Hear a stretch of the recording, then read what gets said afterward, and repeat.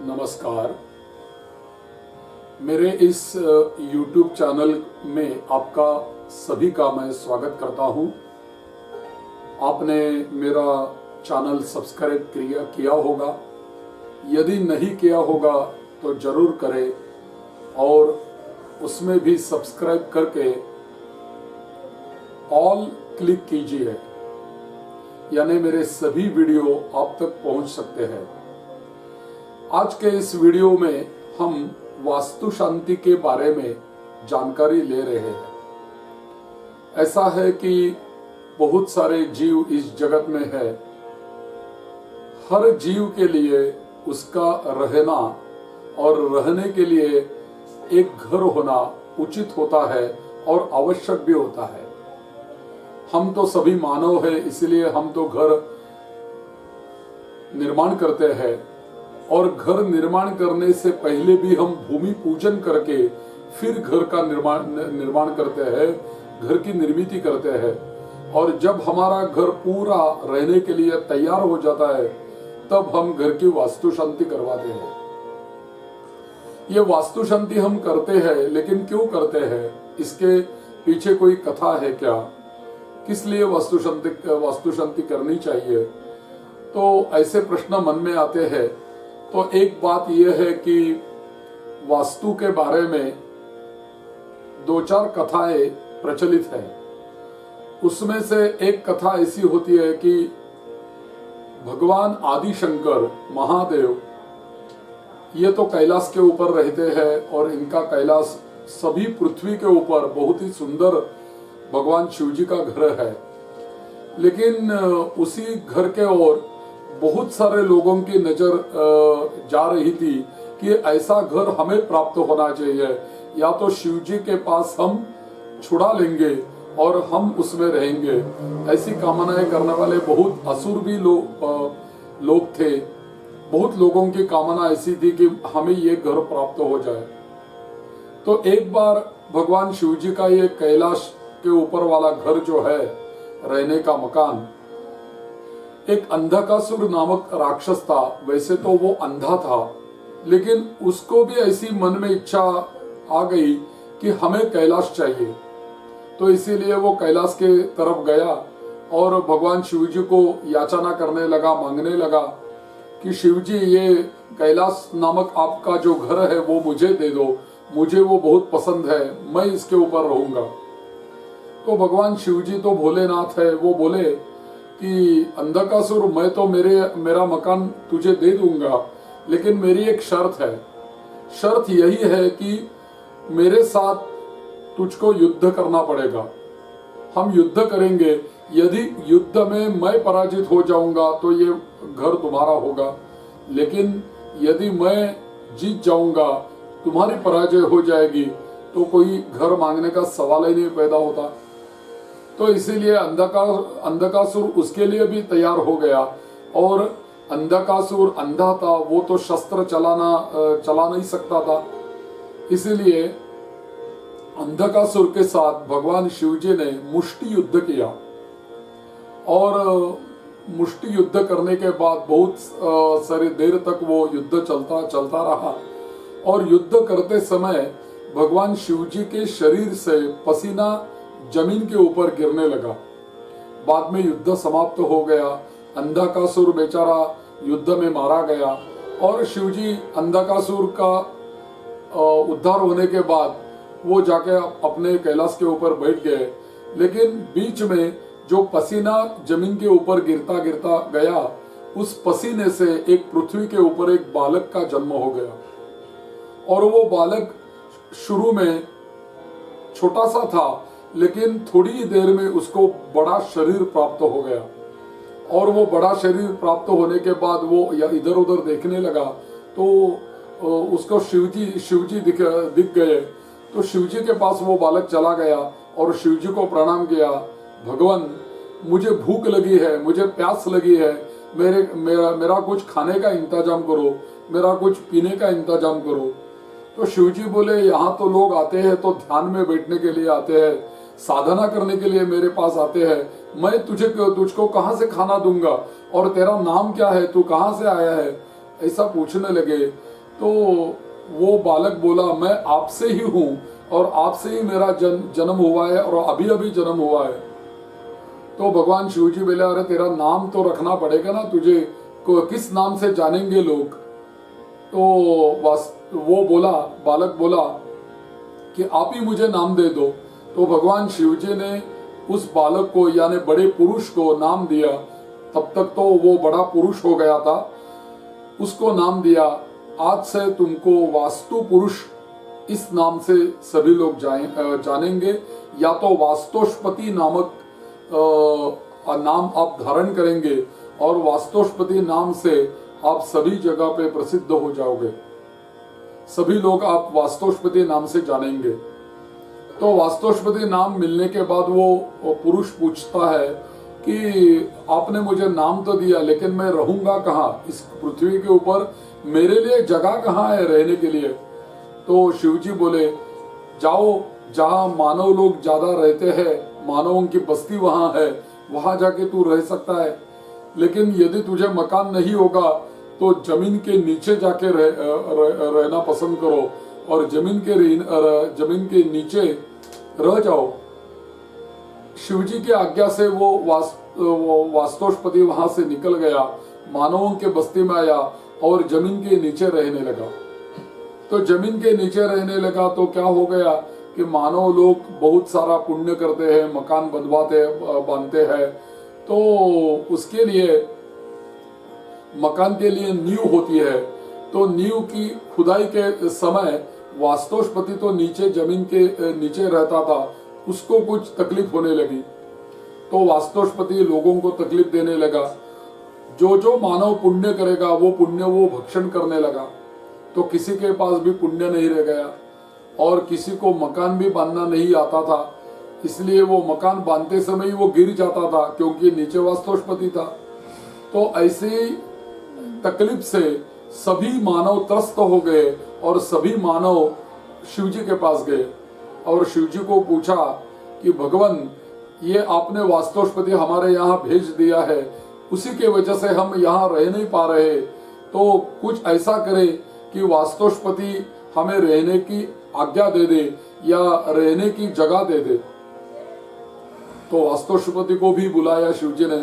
तो वास्तोष्पति ने बोला कि आपने मुझे वो जमीन के नीचे रहने की आज्ञा दी है तो मैं रहता हूँ, और इनको यदि जमीन के ऊपर मकान बंधवा के उसमें रहना है तो मेरी आज्ञा लेनी पड़ेगी, मुझे पूछना पड़ेगा।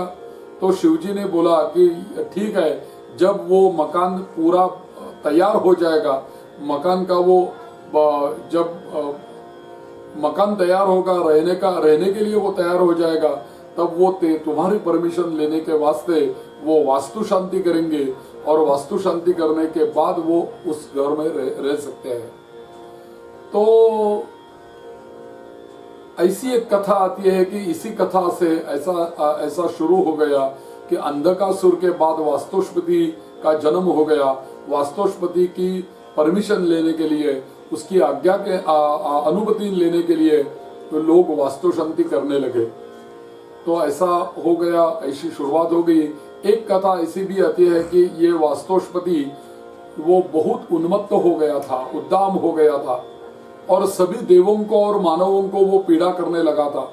तो सभी मानव, देव, असुर ये सभी इकट्ठा हो गए और सभी ने उस वास्तुस्पति को पकड़ लिया और रस्सी से उसको बांध लिया और सभी देवों ने उस वास्तुस्पति के और पूरा ऐसा वर्तुल बना दिया कि अब तू कहाँ नहीं जा सकता, तुम हमारे ही आज्ञा में रहेगा और हमारे ही आज्ञाओं का पालन करेगा।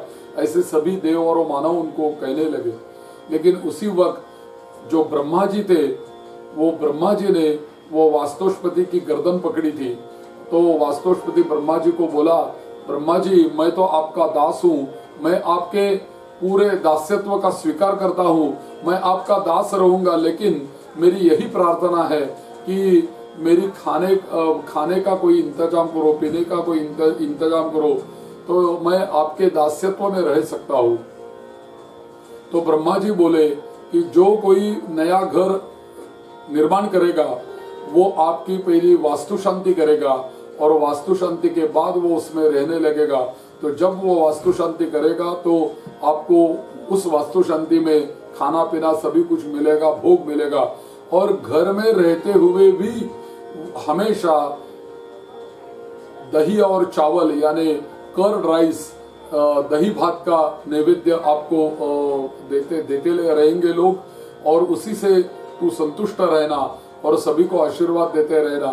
तो उसी दिन से वास्तु शांति का प्रयोग शुरू हो गया, वास्तु शांति लोग करने लगे। देखो हमारे भारत देश में पुराने वास्तु आज भी है, 1000 साल पहले 2000 साल की वास्तु आज भी हम देखते हैं। वो वास्तु इतने साल में भी जैसी वो 1000 साल पहले थी वैसी ही आज दिखती है। उसे कुछ बारिश का या धूप का कोई परिणाम नहीं, वायुमंडल का उसके ऊपर कोई परिणाम नहीं हुआ। जैसी तभी थी वैसी ही आज वो वास्तु है। इसीलिए क्योंकि वो वास्तु का जो निर्माण किया गया है वो सभी पूरा वास्तु शास्त्र के अनुसार और दिशाओं के ज्ञान से उसकी निर्मित की गई है। इसलिए वो वास्तु अभेद्य आज भी हमें दिखाई देती है। तो ऐसी 2 कथा इसमें प्रचलित है, इसीलिए हम वास्तु शांति करवाते हैं। और घर की वास्तु शांति करना भी उचित है। कभी कभी ऐसा हो जाता है कि वास्तु शांति हम कब करते हैं, जब वास्तु शांति का मुहूर्त होता है तभी हम वास्तु शांति करवाते हैं। मन में आया और हम वास्तु शांति करेंगे, ऐसा नहीं हो सकता। क्योंकि शादी को, उपनयन संस्कार को, वास्तु शांति को मुहूर्त लगता है। जब नए वास्तु में हम गृह प्रवेश करते हैं तो वास्तु शांति के गृह प्रवेश के लिए मुहूर्त की आवश्यकता रहती है। तो इसीलिए पंचांग में मुहूर्त देख के पंडित जी आपको बताते हैं, शुभ मुहूर्त निकालते हैं। वो शुभ मुहूर्त निकालते समय भी ऐसा सोचना चाहिए, उस जो मुहूर्त है वो मुहूर्त यजमान जी को अनुकूल है क्या, यजमान जी की राशि कौन सी है, और जिस दिन हम वास्तु शांति करवा रहे हैं उसी दिन चंद्रमा कौन से राशि में है ये भी देखना पड़ता है। यानी हमें गृह प्रवेश करते समय या वास्तु शांति करते समय चंद्रमा अनुकूल होना जरूरी है, तो हमें वो मुहूर्त लाभदायक होगा, ऐसा इसमें सोचते हैं और मुहूर्त निकाल के वो वास्तु शांति होती है। वास्तु शांति में मुहूर्त जो लगता है वो गृह प्रवेश के लिए मुहूर्त लगता है। बाकी तो कर्म वास्तु शांति का होता है, उसमें देवताओं की पूजा रहती है, पुण्यावाचन की पूजा रहती है, नांदी श्राद्ध यानी पितरों की पूजा रहती है, हवन रहता है। उस सभी देवताओं के लिए हवन सामग्री अलग अलग सी होती है, नवग्रहों का भी होम होता है। ये सब होने के बाद वो वास्तु शांति संपन्न हो जाती है। लेकिन सभी वास्तु शांति में मुहूर्त लगता है तो गृह प्रवेश के लिए मुहूर्त लगता है। तो अच्छा सा मुहूर्त देख के हमारे घर में गृह में प्रवेश करना उचित है। तो ये वास्तु शांति करते समय हम जो कर्म करते हैं उस कर्म में वास्तु शांति में महत्वपूर्ण एक विषय होता है कि वास्तु का निक्षेप हम करवाते हैं। वास्तु निक्षेप करवाते हैं यानी क्या करते हैं, वास्तुस्पति के एक सोने की एक प्रतिमा होती है और वो प्रतिमा के साथ दही और चावल और पंचरत्न और शैवाल और पंचमृत्तिका ये सभी इकट्ठा करते हैं और सप्तधान भी होता है।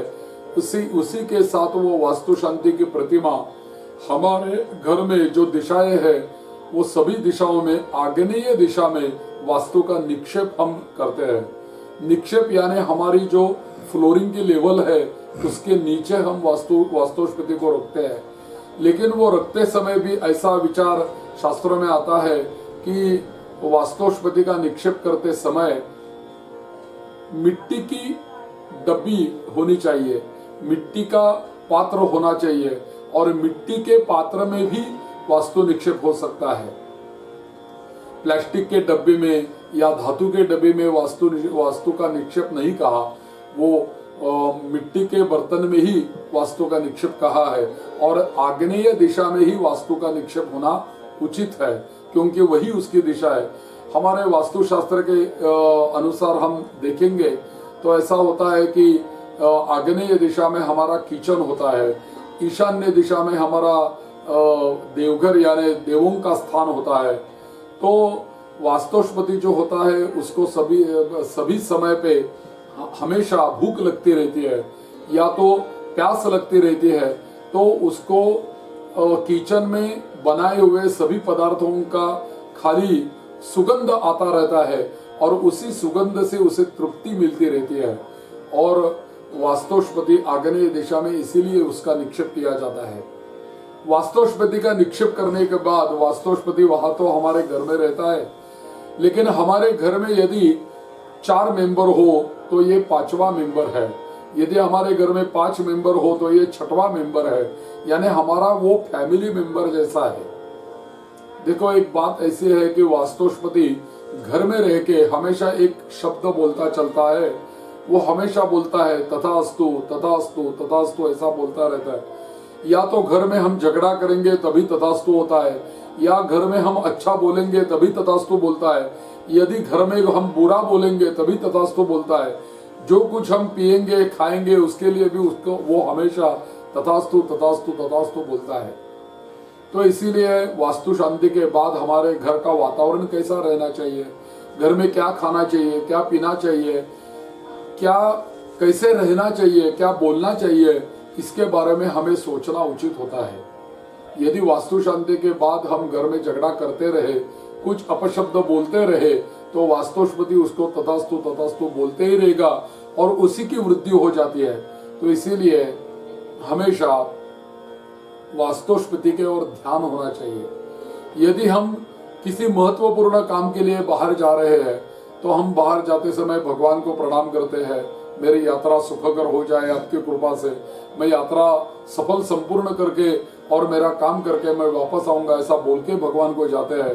तो एक बहुत लोगों ने किया है कि वास्तुस्पति को भी प्रणाम करके, वास्तुस्पति की भी अनुमति लेके यदि हम बाहर जा सके तो अच्छा रहता है, क्योंकि हम जब बाहर कुछ महत्वपूर्ण काम के लिए निकलते हैं तो वास्तुस्पति बोलता है तथास्तु, यानी तेरा काम सफल संपूर्ण हो जाएगा, ऐसा आशीर्वाद वास्तुस्पति देता है।